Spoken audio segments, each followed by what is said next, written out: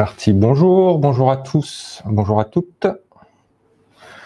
Installez-vous, prenez place. On va attendre les quelques minutes traditionnelles avant de commencer.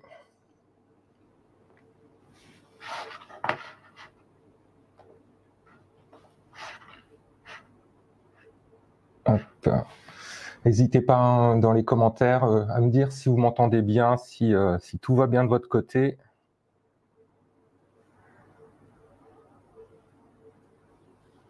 Qu'on puisse affiner les derniers petits réglages au cas où, mais tout devrait bien se passer.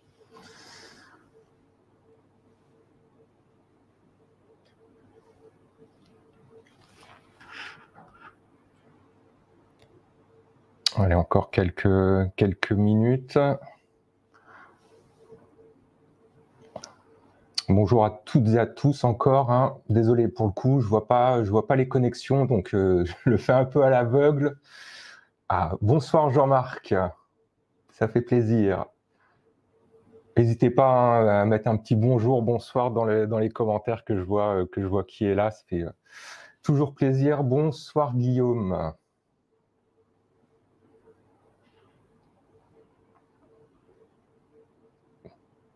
Voilà, beaucoup trop de gens en fait. Arrêtez. Bonsoir Lionel, bonsoir Kudzo, en espérant que j'écorche pas votre prénom.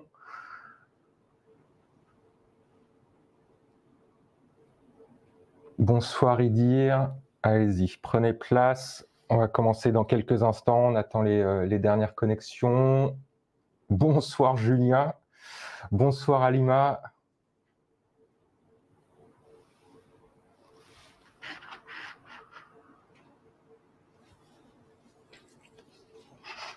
Bonsoir Dylan, allez-y, installez-vous, prenez place, hein. Il y a de la place devant, profitez-en.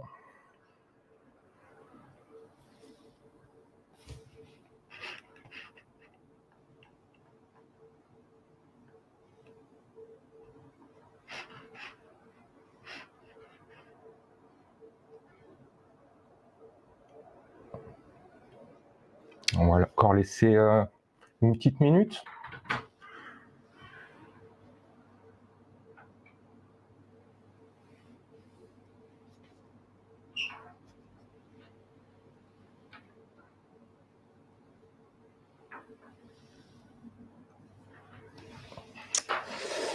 Rebonsoir. Bonsoir Julien, indifférent, allez-y. Encore quelques secondes et puis on va pouvoir commencer.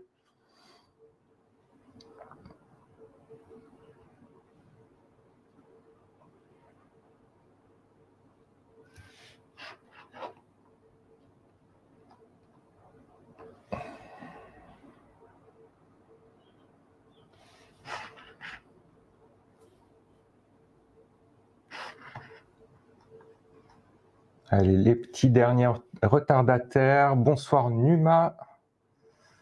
Je crois que j'ai oublié personne dans les commentaires en tout cas. Et bonsoir encore une fois à tous ceux qui ne sont pas justement dans les commentaires, qui seront en mode anonyme ce soir. Bonsoir et bienvenue.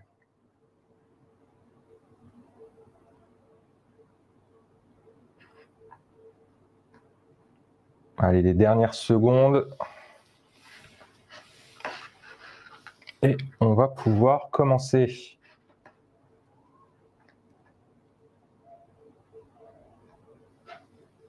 Allez, on va y aller. Donc, encore une fois, bonsoir à toutes et à tous. Bienvenue, merci d'être là déjà. Merci d'être présent pour ce nouveau live LinkedIn par UNUP. Moi, c'est Laurent Mangin. Vous retrouvez là sur cette slide-là quelques infos me concernant, surtout des contacts, hein, si vous voulez vous connecter, que ce soit sur LinkedIn, discuter, peu importe, ce sera toujours avec plaisir. Donc, aujourd'hui, je vous propose de parler IA générative, un gros sujet très hypé en ce moment. Donc, on va discuter un peu de tout ça. Mais avant, hop, si je ne me trompe pas d'écran, avant de commencer, un petit mot concernant UNUP, qui nous fait le plaisir de nous recevoir aujourd'hui pour ce live LinkedIn. Donc UNUP, c'est une ESN basée à la base sur Nantes, qui offre de l'expertise dans beaucoup de domaines autour du web, du DevOps, data, agilité, mobile, blockchain, etc. On retrouve une agence dans différentes villes en France, hein, bien développée depuis ses débuts il y a maintenant 5 ans. On est maintenant 250 et vous retrouverez des agences sur Rennes maintenant, sur Lille, Lyon, Bordeaux. Donc voilà, un grand merci à UNUP pour nous recevoir ce soir. Et voilà, si ça vous intéresse, n'hésitez pas à aller sur le site unup.fr pour avoir plus d'infos. Donc, aujourd'hui, comme on le disait, on va parler IA générative. Une fois n'est pas coutume, ce que je vous propose, c'est de commencer par ce dont on ne parlera pas aujourd'hui. Tant qu'à faire, on va mettre les choses au clair. Donc, vous vous rendez compte en fait de ce dont on ne parlera pas aujourd'hui. C'est tous les sujets qui fâchent en quelque sorte. On ne va pas parler de tous les problèmes éthiques et sociaux que peuvent engendrer l'avènement des IA génératives depuis maintenant quasiment 2 ans, au moins 1 an et demi, tous les problèmes d'impact sur l'économie, sur l'emploi, etc., tous les problèmes encore plus légaux et réglementaires, propriété intellectuelle, comment sont entraînées les IA, quelles données ils ont à la base, etc. On va mettre tous ces sujets de côté. Non pas que ce soit des sujets inintéressants, bien au contraire, hein, c'est des sujets ultra, même pas intéressants, mais ultra importants pour l'avenir, au-delà de l'IA générative ou quoi, mais pour l'avenir, presque envie de dire de l'avenir de l'être humain. Mais aujourd'hui, j'ai décidé, enfin en tout cas pour ce meet-up, j'ai décidé justement de ne pas aborder ces sujets, parce que déjà, je pense pas que mon avis et mon opinion concernant la régulation et les contrôles des IA génératives ou des GAFA qui en proposent soit la chose la plus pertinente et qui vous intéresse le plus aujourd'hui, clairement. Aujourd'hui, et l'idée de ce meet-up pour moi, c'était de vous partager en fait mon trajet, on va dire, d'ingénieur depuis maintenant 1 an et demi. Pour ceux qui me connaissent, et donc pour ceux qui ne me connaissent pas, en fait, à la base, je suis dans la vie de tous les jours, mon métier, c'est testeur, automaticien de test. Donc très très loin de toutes ces problématiques et tous ces sujets d'IA, encore plus d'IA générative. Toujours eu une appétence pour ces sujets-là, mais plus en tant que suiveur en quelque sorte, en termes de veille, jamais vraiment d'un point de vue professionnel, on va dire. Et il se trouve que mon client actuel, il y a maintenant 1 an et demi, fin 2023, quand la déferlante ChatGPT a déferlé sur le monde, mon client s'est pris de passion un peu pour la chose. Donc déjà à titre personnel, hein, il a beaucoup joué avec, sur des besoins personnels. Et très vite, il s'est tourné vers les potentielles applications dans le monde professionnel. Comment on pouvait utiliser les IA génératives dans le monde professionnel en tant qu'assistant, pour des tâches, pour des métiers différents, hein, que ce soit qu'on soit dev, qu'on soit commercial, qu'on soit RH, dans le légal, etc. Donc voilà, il s'est pris un peu de passion pour le sujet. On a beaucoup discuté, lui et moi. On a beaucoup itéré sur les use cases, comment on pouvait les utiliser, etc. On a commencé à faire différentes présentations au sein du client, à différentes communautés sur les règles d'usage, comment bien l'utiliser, comment on peut l'utiliser, etc. Bon, comme un peu tout le monde, au début, on était un peu les yeux écarquillés comme ça devant la puissance à la base, l'effet waouh à la base de la chose. Et petit à petit, on a été persuadés justement de son utilité, dans certains cas, etc., de l'IA générative dans le monde professionnel. Et on s'est attelé au début un peu, faut pas le dire, hein, parce qu'il y a peut-être des clients qui écoutent, mais un peu sur le côté, sur les petites heures perdues, on va dire. On a commencé à se dire, on va développer un POC, on va essayer de développer un petit portail basé sur l'IA générative, mais qui qui puisse être utilisé dans un cadre professionnel. Donc avec certaines contraintes de sécurité, d'accès à certaines données, etc. Et donc, en fait, ce petit POC qui a commencé, ça devait être, on va dire, février 2023, du coup. Donc, ce petit POC, en fait, il a bien grandi, puisque 15 mois plus tard, je suis devant vous et je suis là pour vous raconter un peu ce parcours d'ingénieur. Encore une fois, j'insiste bien sur la chose. On va parler technique, on va parler comment utiliser les IA au sein des applications, on va voir du code. Encore une fois, on va être très centré là-dessus parce qu'encore une fois, c'était mon envie aujourd'hui de partager mettre la casquette d'ingénieur, de mettre un peu tous les sujets clivants de côté et de se dire, OK, on a ça et comment on peut construire des choses avec. Et donc, comme je le disais, à la base, l'objectif, donc chez mon client, c'était de créer un portail web sécurisé, adressant tout type de cas d'usage, avec venant de métiers très différents, encore une fois, développeur, légal, commercial, que sais-je, qui soit agnostique quant à la provenance du modèle et qui puisse intégrer des données, surtout, c'est là le point central pour le coup, qui puisse intégrer des données privées. C'est-à-dire, c'est très bien, les IA génératives, pour lui demander la recette de la choucroute alsacienne, ça marche très bien, mais pour lui demander comment, chez YouNup, je peux faire pour remplir mon CRA, forcément, c'est plus compliqué. Donc voilà, c'était tout l'objectif de la chose et le résultat, vous pouvez voir. Donc comme je le disais, ce POC qui a commencé un peu en mode un peu au fond du garage en quelque sorte, aujourd'hui il a bien grandi. On a un peu plus de 500 utilisateurs. On a différentes features qu'on a pu implémenter assez rapidement. Vous voyez la comparaison, par exemple, je sais pas, le chat avec documents, donc ce que je disais, pouvoir interroger des documents d'entreprise, donc des documents privés. On a pu mettre en place cette solution dans ce qui était à l'époque un POC et est devenu le sorte de produit, on va dire, en mars 2023 et sur Chat OpenAI, donc on va dire l'IHM officiel OpenAI, ça a été mis à disposition novembre 2023. Pareil, des intégrations, pouvoir intégrer cette plateforme avec des outils type SharePoint, Confluence, etc. C'est des choses qu'on a pu mettre en place assez rapidement, pouvoir itérer, pouvoir tester des choses comme ça et des choses qui actuellement sont pas disponibles côté OpenAI. Il existe des solutions, des providers, il y a plein d'entreprises ou de projets open source qui sont lancés sur ce créneau-là, mais voilà, c'est pour dire que il y a, depuis 15 mois, on a tout un champ, on va dire, de développement, tout un écosystème qui s'est développé autour de l'utilisation des LLM, et c'est ce que je vous propose de parcourir aujourd'hui avec moi.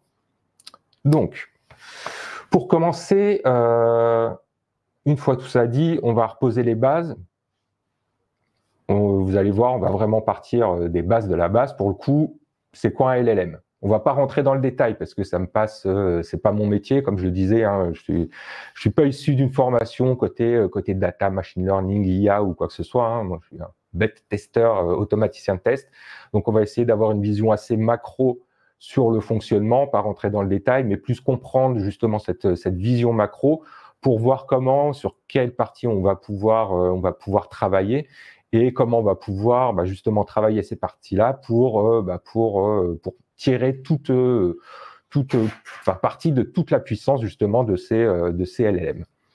Donc, de base, de façon très simple, un LLM, il y a une entrée et une sortie. Encore une fois, je vous ai dit, c'était une vision très simpliste. En entrée, on va voir ce qu'on appelle le prompt. Donc, ça va être vraiment tout le texte qu'on va envoyer au LLM, au modèle d'IA générative, qui va comprendre typiquement notre question, enfin en tout cas notre requête, mais qui va pouvoir potentiellement comprendre plein d'autres données. Donc on a au milieu notre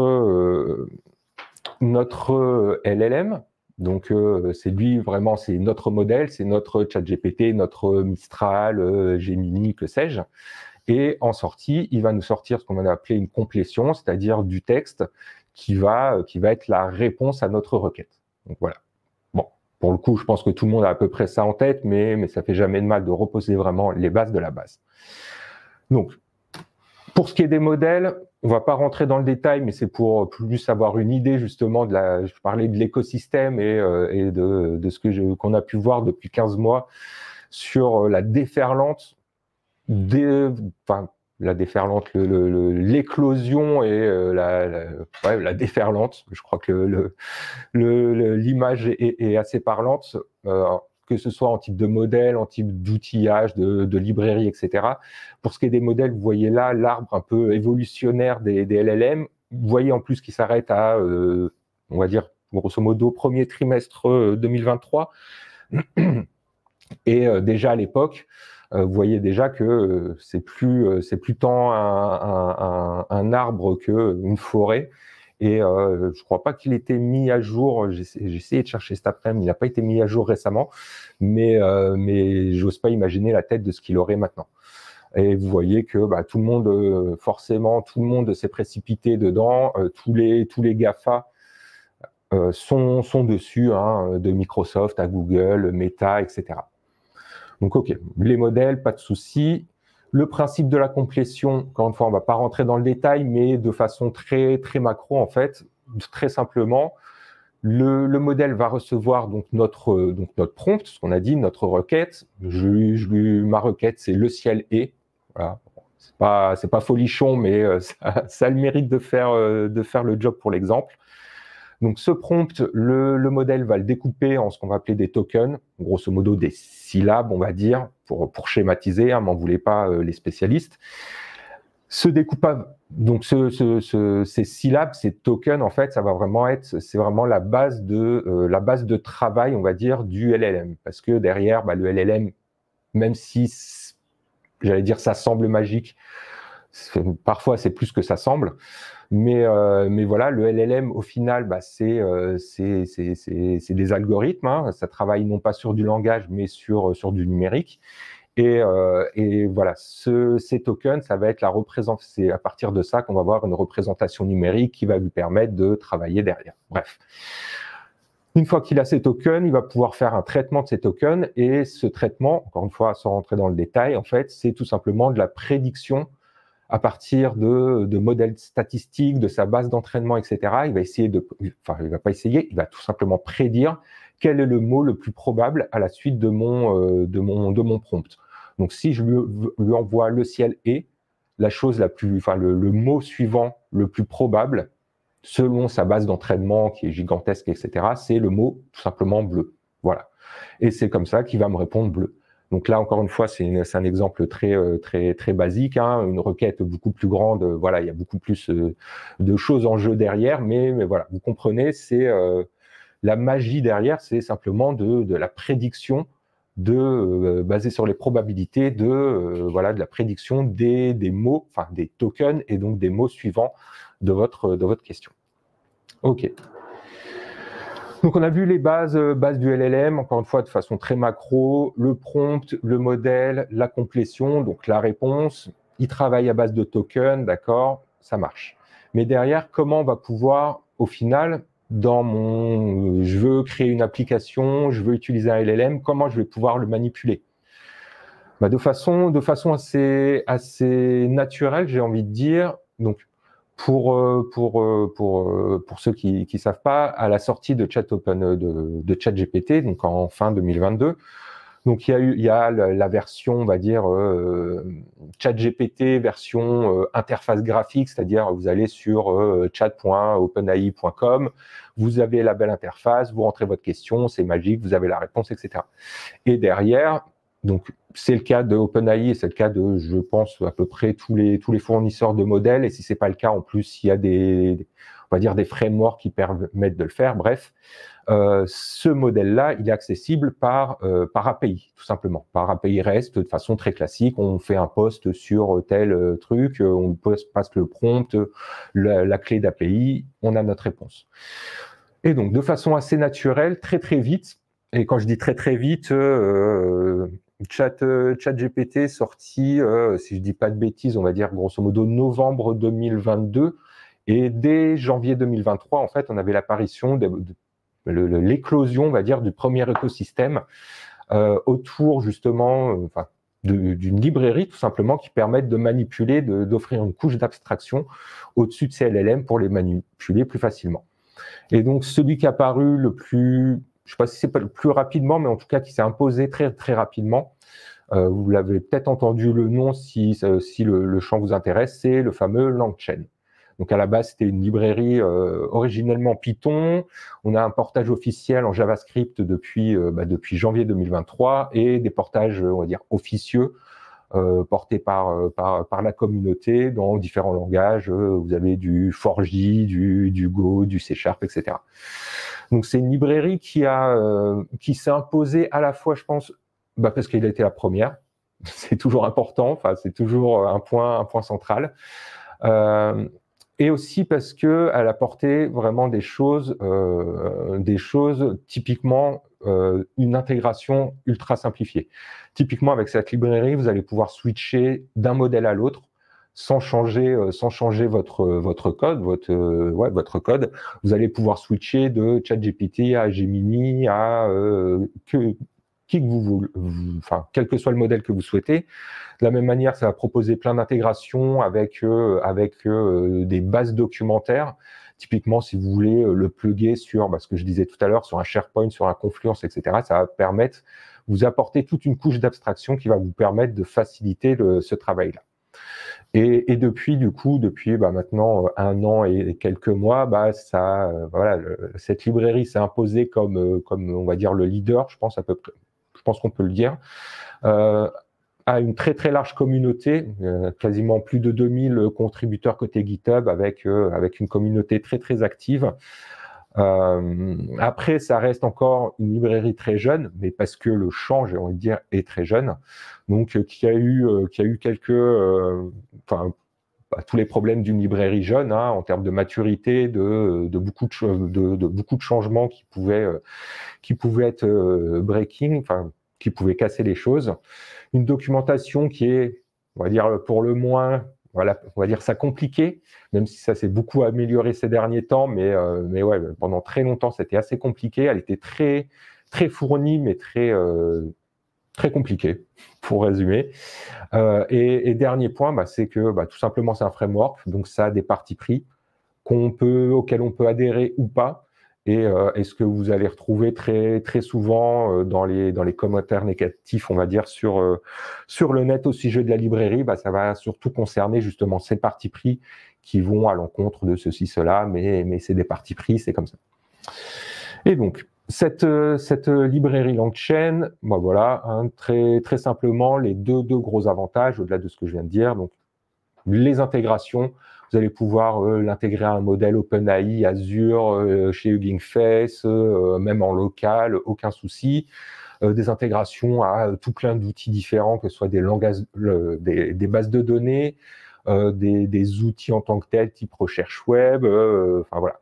On a tout un écosystème vraiment qui va nous permettre sur cette librairie de faciliter la mise en place de nos différents use cases. Et l'autre point central, c'est donc ce qu'ils appellent LangChain Expression Language, LCEL, donc qui est apparu là depuis quelques mois. Je vous dirai pas exactement combien, on va dire, allez, depuis 6 mois, je pense à peu près. Donc ça fait partie justement de ce que je disais de la prise de maturité en quelque sorte de la librairie. Et donc c'est ce langage-là qui a émergé depuis à peu près 6 mois, qui est basé sur des briques de base, une interface grosso modo qu'ils appellent Runnable, qui peut représenter plein d'objets différents au sein de notre application. Ça peut être un prompt dans l'absolu, c'est un Runnable, un modèle, c'est un Runnable. On a différents types d'objets comme ça qui représentent, qui implémentent cette interface. Et donc ce langage, il va nous fournir des primitives pour pouvoir chaîner justement ces différents éléments de façon très simple. On va pouvoir faire de façon séquentielle, prendre notre prompt donc de façon très basique et l'envoyer à notre modèle. On va pouvoir faire des choses en parallèle, avoir 2 modèles en parallèle à qui on va poser une question, merger la réponse. Voilà. Vous voyez que on va pouvoir très facilement avec ce langage-là, composer des chaînes complètes et complexes pour le coup, pour répondre à nos différents cas d'usage. Et tout en bas à droite, vous avez un exemple le plus basique pour le coup, question-réponse, c'est-à-dire en entrée, on a notre input, notre question, et notre chaîne, ça va être deux runables, un qui est notre prompt, dans lequel on va intégrer notre question, on va passer ça au modèle, on va voir la réponse, basta. Donc de façon, enfin voilà, un langage qui de base est plutôt assez simple. Et donc, justement, ce que je vous propose pour voir justement cette simplicité-là et voir ce que ça donne, je propose une petite démo. On va voir rapidement, on va mettre en place un chatbot très simple, hein, comme on l'a dit, entrée, question-réponse avec une petite gestion de la mémoire, avec cette librairie LangChain. Et donc, hop, si je vais dessus, nous y voilà. Hop. Donc, notre... hop, je vous mets ça propre, ce sera mieux. Et c'est parti. Donc, notre chat modèle, donc comme on l'a dit, un chat modèle simple avec la mémoire, donc on va vouloir faire une chaîne très très simple. Donc, dans un premier temps, donc on est en Python, hein, comme je l'ai dit, une librairie à la fois Python, JavaScript. Personnellement, je suis plutôt porté, on va dire, JavaScript, hein, pas très, enfin, typiquement le portail qu'on développe chez mon client et enfin le back-end et donc toute la partie LLM utilise la version, enfin le portage JavaScript de LangChain, mais là pour l'occasion, pour des démos comme ça, pour voir du code assez simple pour le coup, c'est plus sympa dans un environnement type un notebook Jupyter. Donc, je suis parti du principe Python, mais vous allez retrouver exactement les mêmes principes, les mêmes interfaces que vous utilisiez, le portage JavaScript, le portage Java, que sais-je. Donc, dans un premier temps, bon, on va charger quelques variables d'environnement qui contiennent notamment la clé OpenAI, etc. Pas de souci. Ensuite, on va tout simplement créer notre objet, donc notre runnable pour notre modèle. Donc là, en l'occurrence, je vais utiliser Chat OpenAI. Je vais utiliser le modèle 4o. Je pourrais utiliser un autre. Hein. Encore une fois, c'est simplement changer soit la classe que j'utilise. Je vais utiliser Azure Chat OpenAI ou Vertex AI ou j'en sais rien. Je vais utiliser tel autre modèle, de façon très simple. Donc, on a notre modèle. On se souvient, les bases. Il y a le modèle au centre, le prompt en entrée, et donc nous, ce qu'on veut la sortie. Donc, il va falloir qu'on génère notre prompt. Donc, pour cela, de la même manière, on va utiliser donc, les facilités de LangChain pour créer ce qu'on va appeler un template. Donc, pensez langage de templating web classique. Hein. On va avoir notre template dans lequel on va pouvoir insérer des variables pour le compléter par la suite.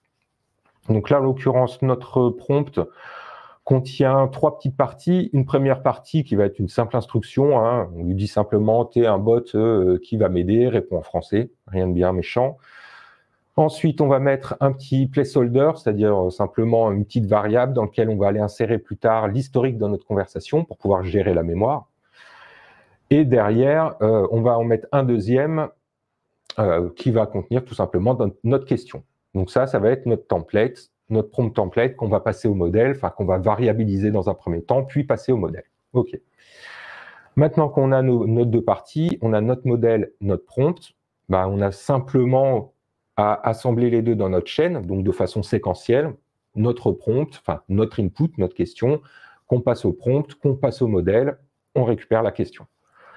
Et donc pour faire ça, vous voyez, quand je vous parlais de simplicité pour le coup, là, en Python, c'est encore plus flagrant que dans les autres langages.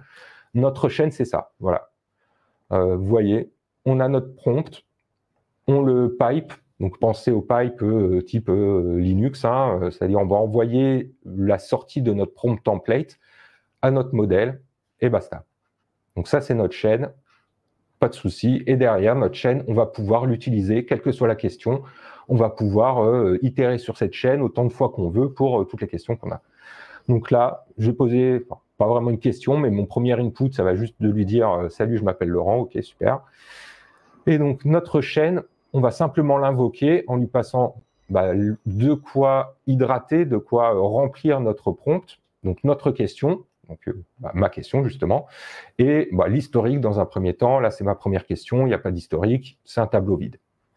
Et derrière, je vais afficher ma réponse. Et vous voyez que LangChain me fournit même plein d'informations complémentaires en termes de nombre de tokens utilisés. On verra juste après quel est l'intérêt, on va dire, de cette information.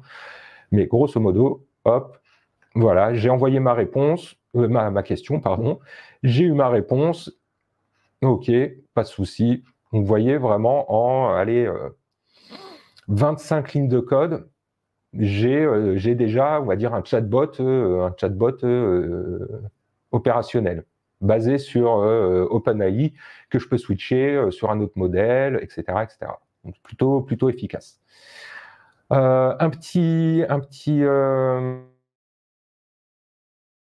Justement concernant la gestion de la mémoire. On n'en a pas parlé jusqu'ici, mais l'un des principes justement des LLM, des modèles qui sont exposés par OpenAI ou même si vous l'avez en local, c'est que ces modèles, ils sont stateless. Ils contiennent pas, enfin, ils n'ont aucune notion d'état. Vous leur posez de base vraiment le modèle, vous leur posez une question, ils vous répondent. Vous posez une seconde question en relation à cette première question. Il n'y a aucune persistance de votre conversation à la base dans le modèle. Le modèle n'a aucune connaissance de ce dont vous avez parlé il y a quelques minutes. Donc, quand on va vouloir implémenter typiquement un chatbot, il va falloir avoir cette gestion de la mémoire. Heureusement, entre guillemets, on a justement tout qui est intégré, enfin, tout ce qu'il nous faut côté LangChain pour pouvoir gérer cette mémoire de façon très simple. Donc, pour vous montrer justement ce côté stateless, donc si on recommence, hop, je repose la question, ok, ma question, je lui dis que je m'appelle Laurent. Derrière, si j'envoie toujours à exactement la même chaîne, je ne l'ai pas reconstruite, c'est toujours la chaîne de tout à l'heure avec le même prompt, etc. Je lui envoie ma deuxième question, je lui demande c'est quoi mon prénom. Si je lui demande, là pour le coup, encore une fois, j'ai appelé directement le LLM, je ne lui ai rien donné plus que ma question. Il n'a aucune notion, aucune persistance de ce que j'ai demandé précédemment. Donc pour lui, effectivement, il ne sait pas comment je m'appelle. Donc pour pouvoir gérer la mémoire, en fait, côté LangChain, on va avoir des intégrations. Enfin, l'idée de la mémoire, ça va être du point de vue applicatif de la persister dans une base quelconque. Et donc côté LangChain, on a des intégrations avec plein de gestionnaires de bases de données. Si vous voulez mettre gérer votre mémoire sous Postgre, Redis, SQL, que sais-je, vous avez l'embarras du choix. Et donc notre objet, en fait, on va créer, là en l'occurrence pour la démo, ça va juste être une base mémoire, c'est-à-dire je ne vais pas utiliser une base de données, je vais juste utiliser un tableau là pour l'occasion. Et donc mon historique, je vais simplement rajouter ma question, ma première question, donc là où je lui avais donné mon prénom, sa réponse. Donc là, il a maintenant dans le chat history, dans l'objet chat history, j'ai vraiment l'historique de ma conversation avec mes différentes questions-réponses. Et derrière, en fait, ma chaîne, quand je vais l'invoquer, je vais passer justement simplement cet historique. Et cet historique, si vous vous souvenez, quand on a construit le prompt template là il y a quelques minutes, cet historique, il va être injecté dans le placeholder là où il y avait history. Et donc, on va envoyer en fait, du point de vue de l'utilisateur, je vais simplement envoyer ma question « What is my name ?» mais du point de vue du logiciel et du point de vue du LLM, en fait, je vais lui envoyer « What is my name ?» je vais lui envoyer tout l'historique de la conversation, donc il va voir ce contexte-là et il va pouvoir me répondre correctement. Et donc, hop, si j'initialise pas, ça va être compliqué. Et voilà, tout d'un coup, mon LLM devient stateless, entre guillemets. Enfin, donne l'illusion, en tout cas, d'être un chatbot pour le coup, plutôt que simplement un outil de complétion qui répond simplement à vos questions. Donc voilà, c'était la première démonstration. Donc vous l'avez vu encore une fois de façon très très rapide et de façon très simple, en une trentaine, quarantaine, en comptant la mémoire, en une quarantaine de lignes de code, j'ai un chatbot plugué sur un LLM de façon très très simple. Donc ça c'est cool, mais d'un point de vue utilisation au quotidien, je vais pouvoir lui demander la recette de ma fameuse choucroute, mais d'un point de vue professionnel, si je lui demande comment remplir le CRA chez YouNup, on l'a dit, ça va être compliqué. Ça va être compliqué pour deux raisons. La première, c'est que bah, la capacité de traitement, on va dire, des LLM, elle n'est pas illimitée. Elle n'est pas illimitée, elle est limitée. Entendez-moi bien. Donc, elle est limitée des deux côtés, en entrée et en sortie. Grosso modo, dans notre LLM, on a dit, on vient de voir là avec la gestion de la mémoire, en plus de notre question, on peut lui passer tout ce qu'on veut dans l'absolu. Donc, si je voulais lui demander comment remplir mon CRA chez YouNup, je pourrais lui balancer en plus un copier-coller de toute la Bible YouNup, comment remplir son CRA. Il pourrait me répondre. Mais bon, c'est compliqué, autant rechercher moi-même, etc. Donc bref, la complétion, enfin la capacité de traitement du LLM, elle est limitée donc en entrée, on a dit. En termes de, ça se calcule en nombre de tokens, mais on peut schématiser ça en nombre de mots. Hein. Je ne vais pas pouvoir lui copier-coller, je sais pas, guerre épée, et lui poser des questions dessus. Ça va être compliqué. Et elle va être aussi limitée sur la sortie, ce qui est pour le coup moins gênant, mais voilà, c'est le cas aussi. Donc ça, c'est la première problématique. Et la deuxième problématique, qui est encore plus prégnante, qui est vraiment centrale, j'ai envie de dire, dans le cadre d'une utilisation dans un cadre professionnel, pardon, c'est la limitation de ses connaissances. C'est-à-dire, notre LLM, ses connaissances, elles sont limitées. Elles sont limitées sur deux axes, on va dire. Dans un premier temps, de base, c'est limité aux données utilisées pour son entraînement. C'est-à-dire, vous l'avez tous, on a tous testé, hein, j'ai envie de dire, quand c'est apparu. Vous lui posez une question de base, hein, vraiment le LLM pur. Vous lui posez une question sur ChatGPT, même le 4O. Vous lui demandez qui fait partie de la liste de l'Euro 2024 de Didier Deschamps. De base, le LLM, il n'avait pas cette information-là, il n'a pas été entraîné avec, il n'en saura rien. Il ne pourra pas vous répondre. Donc ça, c'est la première limite. La deuxième façon plutôt d'apporter des connaissances au LLM, c'est, on l'a dit avec la mémoire, mais on peut l'extrapoler du coup, c'est tout ce qu'on va pouvoir mettre dans le prompt, tout ce qu'on va pouvoir lui insérer en plus en tant que contexte pour pouvoir avoir des réponses pertinentes. Et donc, ces connaissances limitées, on va donc avoir, on va dire, deux axes de travail potentiels pour pouvoir augmenter les connaissances de notre LLM.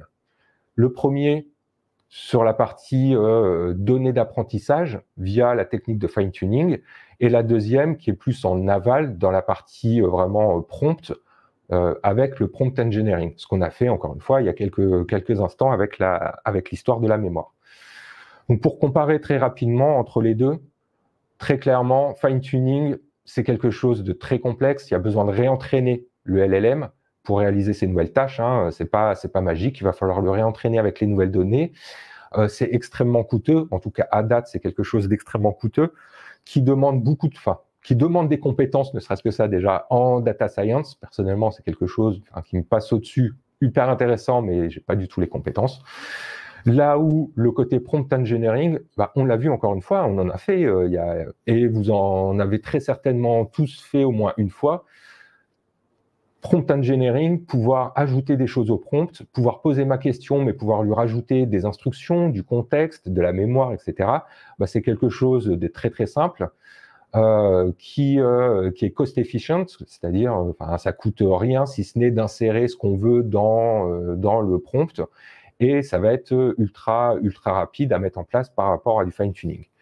Et donc c'est, pour le coup, le côté prompt engineering, c'est vraiment l'axe sur lequel, pour le coup, chez mon client, on est parti. On n'avait pas les ressources, pas les moyens et pas la nécessité non plus, pour le coup, de faire du fine-tuning. Et justement, aller vers du prompt engineering, on va voir que ça va ouvrir tout plein de portes en termes de pratique, d'usage et d'utilisation des LLM. Et donc, ce prompt engineering, très rapidement, au bout de... je pense que ça devait être au bout du premier mois, grosso modo, après la sortie de ChatGPT. Ça a été le premier cas d'usage le plus... et je pense que c'est le cas d'usage fondamental qui a été mis en place, qui a été on va pas dire théorisé, mais implémenté et sur lequel tout est parti, c'est ce qu'on appelle le Retrieval Augmented Generation. Donc, à partir de maintenant, je vais l'appeler RAG, ça vous dérange pas, ça vous évitera mon accent à couper au couteau. Mais le principe, c'est simplement de faire du prompt engineering de façon dynamique à partir d'une base documentaire. Dit comme ça fait un peu complexe, mais en fait, vous allez voir, c'est assez simple dans l'absolu. Le principe est assez simple. Le principe, il est sur ce schéma-là. On va avoir deux parties. Dans un premier temps, on va avoir la partie donc sur le haut, ce qu'on va appeler l'ingestion de données, l'ingestion des datas justement.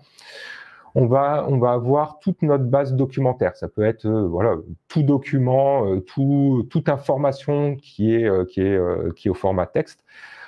Donc ça peut être des docx, des txt, des pdf, un Confluence, que sais-je. Donc cette base documentaire, on va donc la charger, on va récupérer son contenu.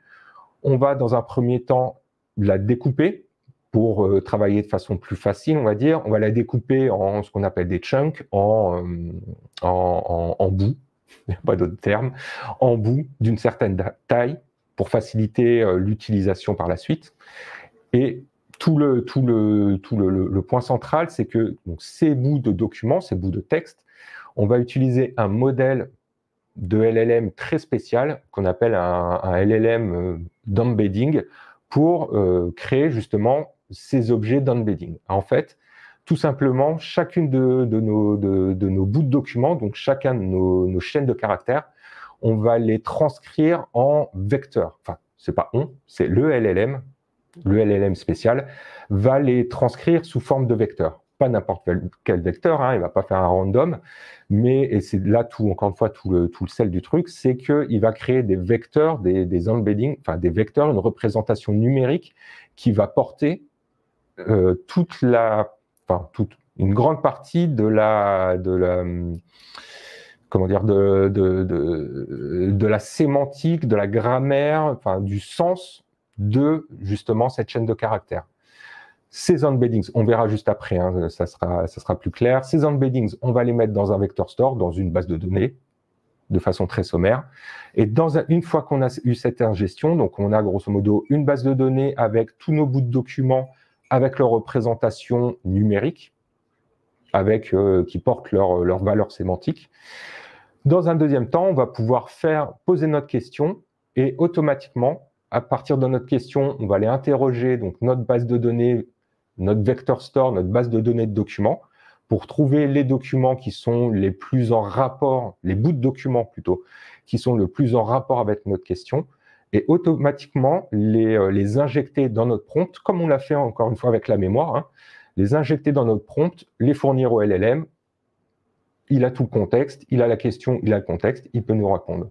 Et avec cette technique-là, encore une fois, l'exemple que je donnais, je ne sais pas si c'est encore le cas vu que ça évolue, mais on va dire sur les premières versions, on va dire GPT 3.5, c'était pas possible de lui copier-coller GREP et de lui demander qui est le père de Nicolas, je sais pas quoi. C'était pas possible, c'était limité. Avec cette technique-là, on va pouvoir prendre GREP, on va pouvoir découper, on va pouvoir mettre tout ça dans une base de données. Et quand je vais poser ma question sur le père de un tel, on va aller chercher automatiquement les 4-5 extraits de GREP qui portent l'information que je recherche, les donner au LLM qui va pouvoir les utiliser pour produire sa réponse. Donc vous voyez, encore une fois, la partie ingestion a une certaine complexité, mais dans l'absolu, c'est assez simple. On a un document, on le découpe, on le met dans une base de données, on recherche ces bouts de documents vis-à-vis de notre question, on les file au LLM, le LLM nous répond à le contexte qu'il lui faut. Comme je le disais, un petit focus très rapide sur la partie embedding, parce que c'est important à comprendre et surtout, personnellement, je trouve ça fascinant. C'est un sujet un sujet qui est pile entre les mathématiques et le langage, grosso modo. C'est pile l'interface. Et chaque fois que j'y pense, à chaque fois que je vois des choses dessus, ça m'explose le cerveau. Donc bon, autant partager. Donc le principe des embeddings, on a dit, on a une chaîne de caractères, on la passe à un modèle spécial d'embedding il en existe chez OpenAI, tout le monde en fournit un peu à sa sauce. Et ce modèle d'embeddings en sortie, il va nous sortir non pas une réponse, mais un vecteur. Donc encore une fois, une suite retour en, je sais pas, en première ou en terminale. Un vecteur donc numérique qui a toutes les caractéristiques sémantiques et syntaxiques de notre phrase. C'est là toute la magie du truc. Pour donner un exemple très très simple, hein, et pour le coup, je vous dis vraiment, c'est ça moi qui me fascine pour le coup.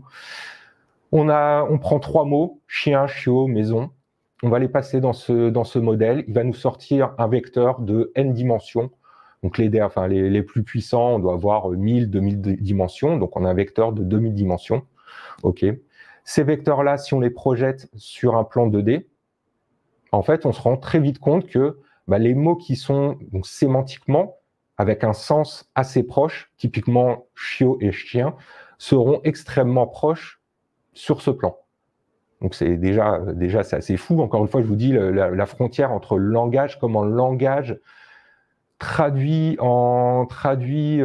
numériquement porte toujours la sémantique qui permet de, bref. Et ça permet au final d'avoir des choses comme l'exemple que vous voyez tout à droite là.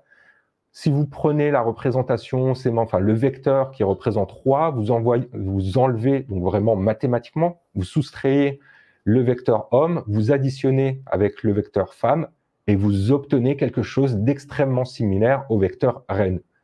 Et donc, encore une fois, c'est un exemple très simple, très bateau, mais qui pour moi, encore une fois, est assez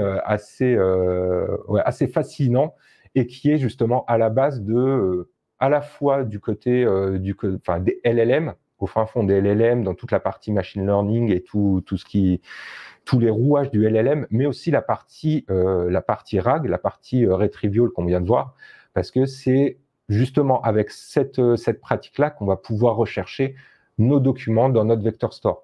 Ça va pas être une recherche de texte, hein, on va pas faire dans notre vector store, dans notre base de données de documents, quand on va rechercher le père d'un tel, on va pas faire un contrôle F sur notre document, on va faire des calculs de similarité de vecteurs, donc quelque chose de mathématique, de beaucoup plus rapide et de beaucoup plus puissant que simplement un contrôle F.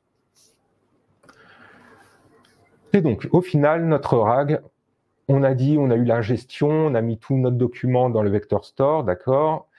À partir de notre question, via cette recherche de vecteurs similaires, on va pouvoir trouver les bouts de documents qui sont similaires au vecteur de notre question.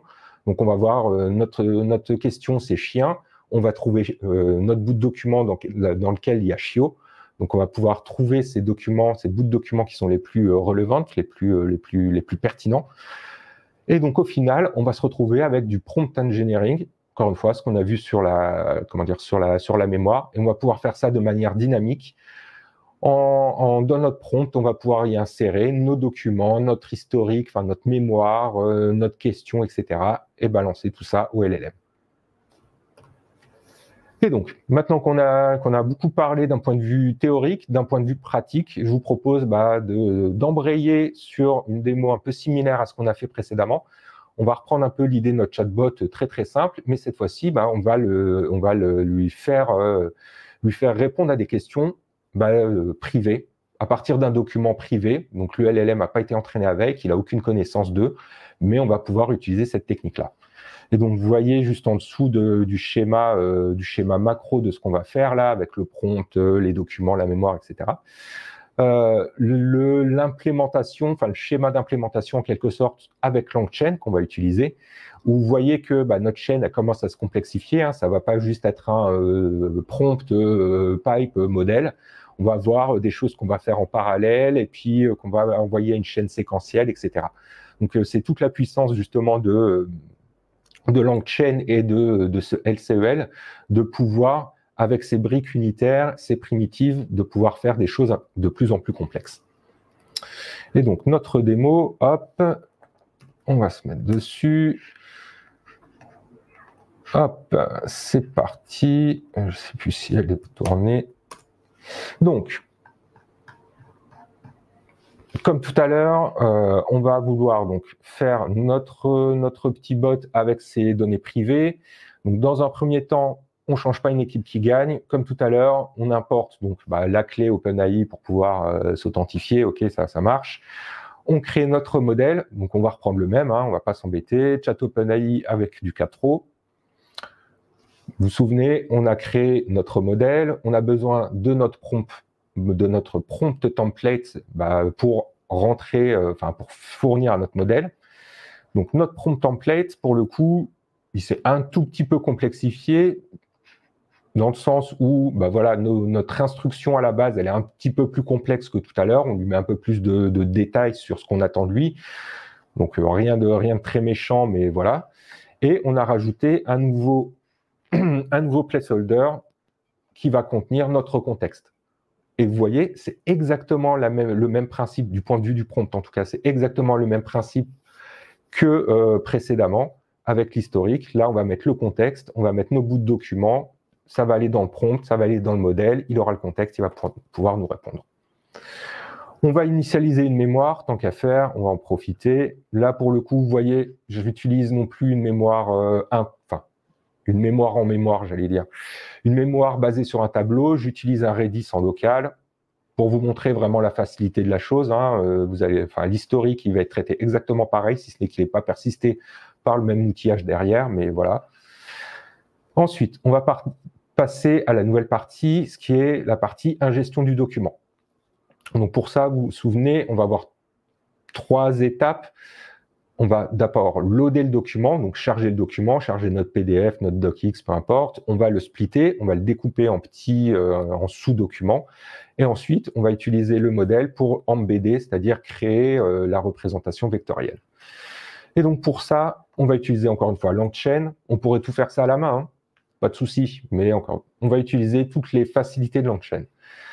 Donc, première facilité, on va utiliser un loader spécifique pour les PDF. Il en existe une ribambelle, je ne vous donnerai pas le compte, mais des dizaines et des dizaines, pour des types de fichiers différents, pour des types d'outils différents, ce que je disais tout à l'heure, un Confluence, un Jira, un Notion, peu importe. Donc là, en l'occurrence, PDF, donc on va utiliser le loader pour charger notre document. OK. Et donc, vous voyez, notre document, en l'occurrence, là, c'est gestion des déplacements et des défraiements chez UNUP. Donc, quelque chose, a priori, sur lequel n'a pas été entraîné ChatGPT. Donc, notre document a été chargé, ça marche. Deuxième étape, on va le découper. Donc, de la même manière, on va utiliser les facilités de LangChain pour le découper. Là, on va le découper en bout de 1000 caractères, grosso modo, et on va utiliser ce qu'on appelle un overlap, parce que l'idée, c'est qu'on va découper donc, ce document en 1000 caractères, on va aller récupérer les bouts de documents, pas tous ceux les plus pertinents, mais potentiellement, ma question, elle peut porter sur quelque chose, peut avoir besoin, on va dire, du contexte qui est sur deux bouts de documents différents, qui a été coupé pile au milieu, là où il fallait pas, en quelque sorte. Et donc, l'overlap, simplement, c'est de dire, on va faire un petit overlap.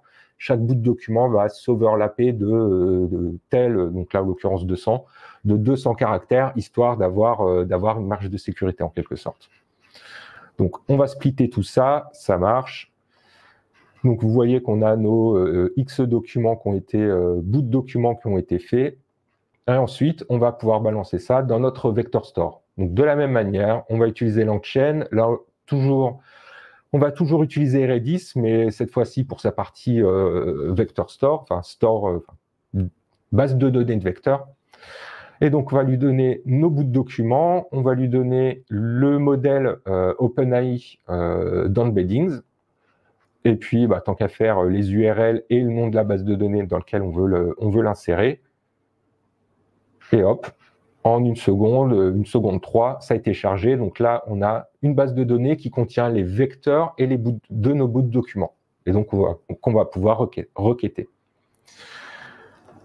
Donc, si on récapitule, on a notre modèle, on a notre prompt, on a ingéré nos documents. Tout ce qui nous reste maintenant, c'est à construire notre chaîne et à l'invoquer, à l'appeler. Donc, pour la chaîne, vous voyez que comme comme on l'a dit, elle va être un peu plus complexe, hein, ça ne va pas juste être un pipe, mais ça reste quand même assez lisible, assez compréhensible. Dans un premier temps, de façon parallèle, on va traiter les entrants de notre chaîne. En entrant, on va avoir la question, on va avoir l'historique, etc. Donc ces entrants, pour ce qui est de la question et de l'historique de la conversation, on ne va pas y toucher, on va les utiliser tels quels. Par contre, pour ce qui est des documents, enfin du contexte, en fait, on va partir de la question de l'utilisateur, enfin de notre question. On va, vous rappelez, on va utiliser le pipe là pour faire un truc séquentiel. Donc, de façon séquentielle, on va prendre la question, on va la passer à notre vector store qui va nous sortir une liste de documents.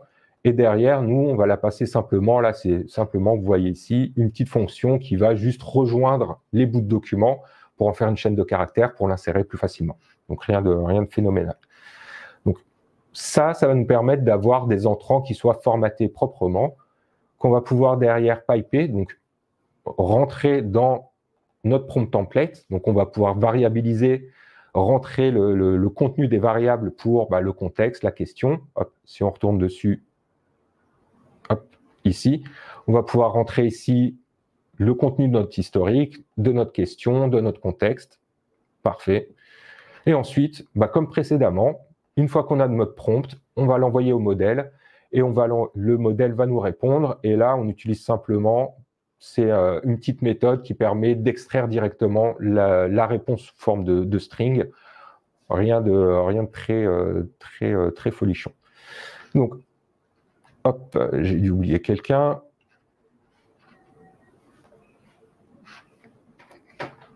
Hop, prompt template is not defined. Autant pour moi, je ne les ai pas tous faits. Hop, notre prompt template, maintenant, il est créé. On va pouvoir recréer notre chaîne. Il me manque maintenant modèle. Toutes mes excuses, je parle, mais je ne clique pas sur les boutons. Donc, on crée notre modèle, on crée notre prompt template. Hop, on crée notre mémoire, on crée nos documents. On va tous se les refaire, hein, pas de souci. Et donc, arrivé à notre chaîne, on crée notre chaîne. OK, donc là, on a notre objet chaîne et derrière, on va pouvoir lui poser une question. Quelle est la solution de déplacement privilégiée par UNUP? De base, on a dit, le modèle, il n'a pas accès à ce document, il n'a pas été entraîné avec, il n'a pas la réponse. Mais là, on va pouvoir automatiquement lui insérer le bout de document qui est pertinent. Il va pouvoir, le LLM, ChatGPT, va pouvoir nous répondre directement. UNUP privilégie les moyens de transport, etc., etc. Donc voilà, on a fait notre RAG, on a permis d'utiliser le LLM sur des données privées. Voilà pour cette démo. Derrière, vous voyez, c'était vraiment pour le coup le premier cas d'usage le plus flagrant, le plus fondamental, on va dire, dès les premiers mois pour pouvoir justement utiliser ces LLM-là dans un contexte autre que lui demander la recette de ceci ou cela. Partir de ce cas d'usage, de cette technique de RAG, on a beaucoup de choses beaucoup de nouvelles techniques qui sont apparues, etc. On l'a vu, du prompt engineering dynamique, pouvoir automatiquement fournir au LLM des choses dans le prompt. Et donc très vite est apparue aussi la notion d'agent.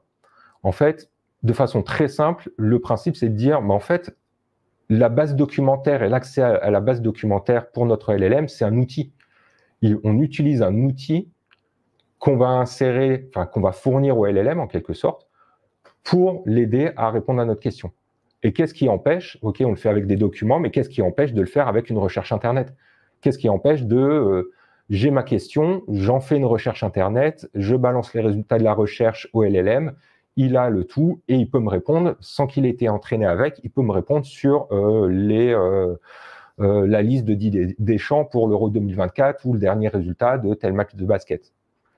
Et donc, voilà, c'est ça le principe de l'agence, c'est un LLM, un système dans lequel on va utiliser le LLM pour sa capacité de raisonnement, en tout cas pour choisir un outil une requête Internet, une requête SQL, du code, exécuter du code, peu importe, rechercher dans des documents, pour pouvoir au final répondre à notre question sans répondre à notre question, et sans ces outils-là, il n'aurait pas pu. Grosso modo, c'est vraiment ça l'idée. Donc, pour le coup, c'est un principe qui est extrêmement puissant. Pouvoir fournir à LLM justement des outils pour l'augmenter au-delà du côté documentaire. Dans les faits, c'est quelque chose, encore une fois, qui est apparu assez rapidement il y a 1 an, mais qui, dans les faits, a eu beaucoup de mal on va pas dire devenir mature, parce que c'est peut-être pas encore le cas, mais qui a eu beaucoup de mal à atterrir en termes d'utilisation, comment l'implémenter, comment l'utiliser pour que... C'était quelque chose de très rigide. Typiquement, l'implémentation côté LangChain était quelque chose de très rigide, très, très compliqué à vraiment maîtriser pour avoir quelque chose de pertinent. Et donc, en fait, les agents, ça a été une première itération sur l'idée, et ces derniers mois, en fait, ce qui émerge, on va dire, en termes de technique pour justement augmenter les agents, c'est plus le principe de graphe de connaissances. L'idée des graphes de connaissances, pour ceux qui ne connaissent pas, c'est simplement un réseau d'entités, d'objets, qui illustrent les relations entre elles. Typiquement, prenez un Jira, vous pouvez en faire un graphe de connaissances. Vous avez des équipes qui ont des composants, qui ont des bugs fixes, des tickets, des commentaires, etc., des personnes qui appartiennent à ces équipes. Tous ces objets ont des propriétés. Une équipe a un nom, un bureau, peu importe, et a aussi des relations. Donc, cette équipe, elle maintient tel service qui a telle propriété, etc. Donc, ça, c'est le principe du graphe de connaissances. Donc, ce principe du graphe de connaissances, en fait, l'idée, c'est d'utiliser le graphe pour manipuler des LLM. Un exemple, c'est de mettre vraiment des agents dans un graphe. C'est quelque chose pour résoudre des cas d'usage complexes, c'est quelque chose d'extrêmement puissant et pour le coup super intéressant. L'idée, vous le voyez là dans le petit graphe qu'on a là sur la gauche, c'est d'avoir différents agents, donc différents LLM en quelque sorte, qui ont des rôles, à qui on va attribuer des rôles et des outils différents. Donc, on va voir là, par exemple, un qui va avoir le rôle éditeur, qui va planifier une recherche. On a je sais pas, le rôle writer qui va écrire un rapport, publisher qui va publier le rapport dans différents formats, PDF, DocX, etc. On a des chercheurs, des reviewers, etc. Et donc, grâce au graphe de connaissances, chaque agent, donc chaque LLM avec son rôle sera un objet dans ce graphe, et on va pouvoir tirer des relations pour pouvoir en faire une sorte de workflow. Et donc, à partir d'une tâche, cette tâche, on va la passer au browser qui va aller faire une première recherche Internet sur notre question, qui va le passer à l'éditeur qui, lui, va planifier à partir des résultats de la recherche, va planifier le rapport final à partir des résultats de la recherche, dire on va faire en 4 parties, avec une partie sur tel sujet, une autre partie, tel sujet, etc. Le chercheur, donc le LLM, lui, va itérer sur ces 4 parties pour faire une recherche Internet, donc avec des outils de recherche Internet, avoir ce retour-là, commencer à compiler le rapport. On a des reviewers qui vont faire des critiques sur ce rapport-là, etc. Voilà. C'est un exemple assez aussi complexe que simple, en fait, j'ai envie de dire. Très simple à comprendre sur le principe, c'est un principe d'édition de recherche. Je fais une recherche sur telle chose, et on a différents LLM qui vont interagir entre eux de façon totalement autonome pour produire un résultat extrêmement complexe que vous ne pourriez pas avoir avec un appel simple. Donc voilà, c'est un sujet et des principes qui sont ultra, qui émergent depuis quelques mois et qui sont, pour le coup, ce que je disais sur le côté agent, qui était jusqu'ici assez peu, paradoxalement assez peu dynamique, enfin qui était très complexe à mettre en place de façon pragmatique. Bah, cette approche-là, à travers le graphe de connaissances, qui de base sur l'implémentation est un peu plus complexe, mais qui est tellement plus dynamique, tellement plus modulaire, et qui ouvre les portes à des choses extrêmement puissantes. Et donc, pour finir, en fait, je vous avoue, je me suis beaucoup creusé la tête sur comment finir ce talk. Je me suis posé beaucoup de questions. Enfin, je me demandais, ce serait bien de vous parler justement des graphes de connaissances et de partir un peu sur de la prospection, qu'est-ce qu'on peut attendre dans le futur. Vous voyez là les mots-clés, hein, les LLM multimodaux, c'est-à-dire qu'ils peuvent faire à la fois de la voix, enfin tout type de la voix, du texte, de la vidéo, je sais pas, les graphes de connaissances, tous les problèmes d'observabilité, d'explicabilité, etc. L'amélioration du fine-tuning qui va permettre potentiellement dans le futur d'avoir des LLM qu'on puisse fine-tuner à moindre coût. Donc, voilà. Je me suis posé, je savais pas vers quoi partir, en fait. Je me suis dit, déjà, c'est un peu prétentieux, je pense, de dire, ouais, on va faire de la prospection, on va parler des choses, bref. Et en fait, je me suis rendu compte surtout que, au-delà de ça, des LLM dans la réalité augmentée avec justement ces LLM multimodaux, en fait, les sujets les plus importants pour demain, c'est ceux, je vous ai un peu menti au début, vous voyez qu'on en parle, mais très rapidement, c'est les sujets qu'on a mis un peu de côté au départ, c'est-à-dire tous les sujets les plus importants. Les sujets techniques, on s'en sortira toujours, on trouvera toujours, on aura toujours la nouvelle méthodo, la nouvelle chose, la nouvelle pratique qui va nous permettre d'améliorer la capacité, l'utilisation ou que sais-je des LLM, ça n'y a pas de souci.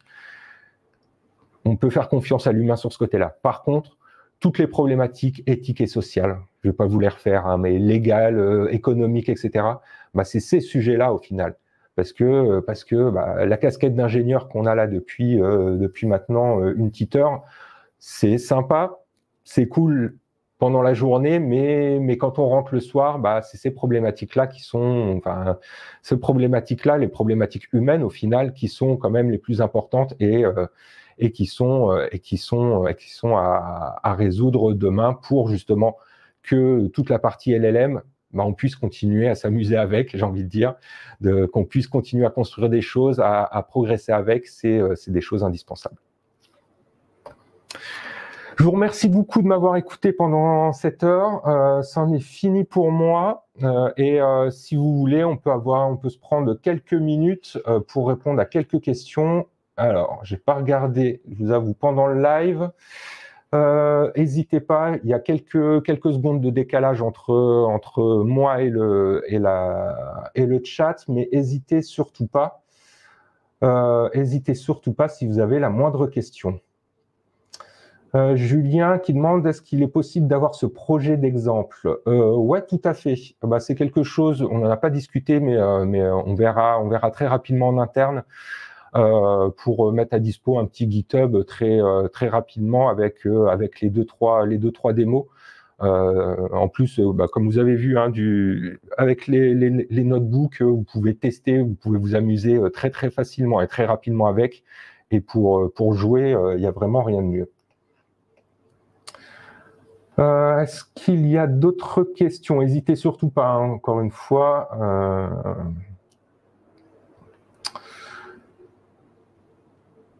Hop, je t'en prie, Julien, pas de souci. C'est comme ça qu'on avance en partageant et en s'amusant ensemble avec. Idir qui demande est-ce qu'on peut avoir des modèles en local? Ouais, totalement. Donc il existe beaucoup de, comme on l'a vu au tout départ là, si tu l'as en tête, l'arbre évolutionnaire des modèles où tu voyais le truc qui partait un peu dans tous les sens. Il en existe vraiment une liste, c'est même plus long comme le bras, là, ça devient un truc un peu incontrôlable parfois. Mais bref, ça existe, hein, les LLM locales, qu'on puisse faire tourner en local. C'est encore ça. Enfin, il y a encore quelques mois, le principal problème, tu t'en rends bien compte, c'est vraiment en termes de puissance, en termes de puissance de calcul nécessaire.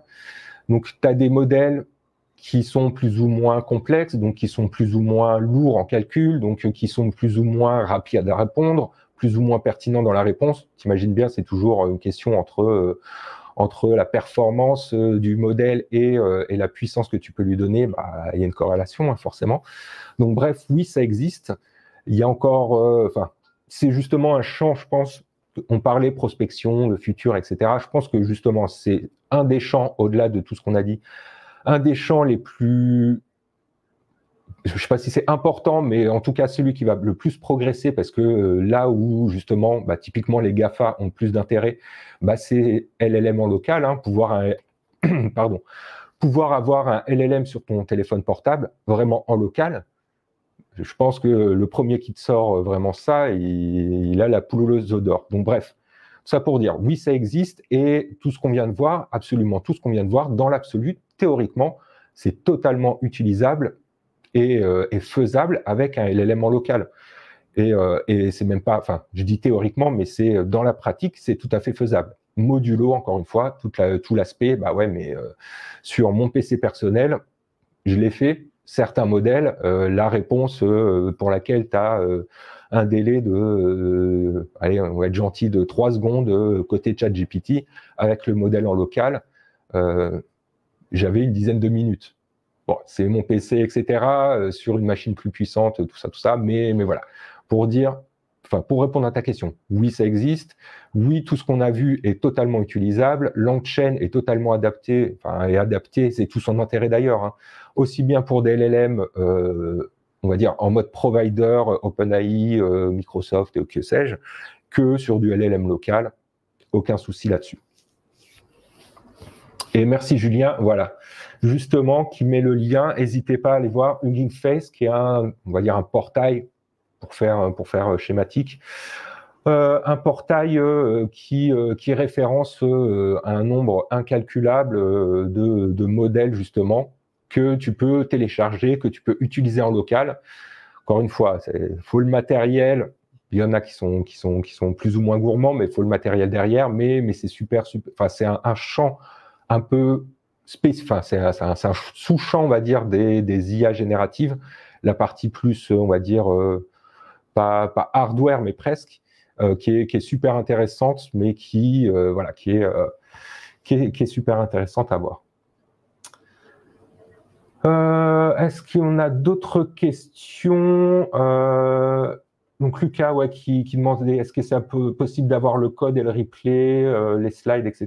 Donc ouais, comme je le disais, le GitHub, je mettrai ça à dispo très rapidement, il n'y a aucun souci, hein, il n'y a absolument rien de secret là-dedans, donc ce sera avec plaisir, on vous mettra ça à disposition.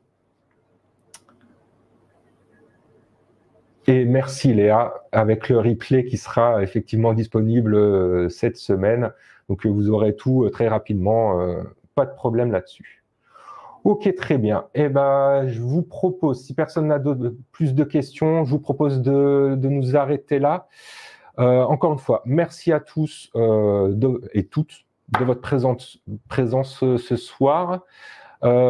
Si ça vous intéresse, que ce soit les LLM, que ce soit d'autres sujets techniques ou fonctionnels, etc., n'hésitez pas à aller sur le blog de YouNup, sur les différents réseaux sociaux, typiquement sur LinkedIn, hein, avec les articles, les tech time, enfin voilà, tout ce qu'on peut produire un peu en termes de contenu tech chez YouNup. C'est, comme je le disais tout à l'heure, hein, c'est toujours un plaisir de partager dans les deux sens. Et donc, n'hésitez surtout pas à aller checker tout ça si vous avez d'autres envies techno. Et donc, encore une fois, il ne me reste plus qu'à vous souhaiter une bonne soirée. Merci à tous et à très bientôt.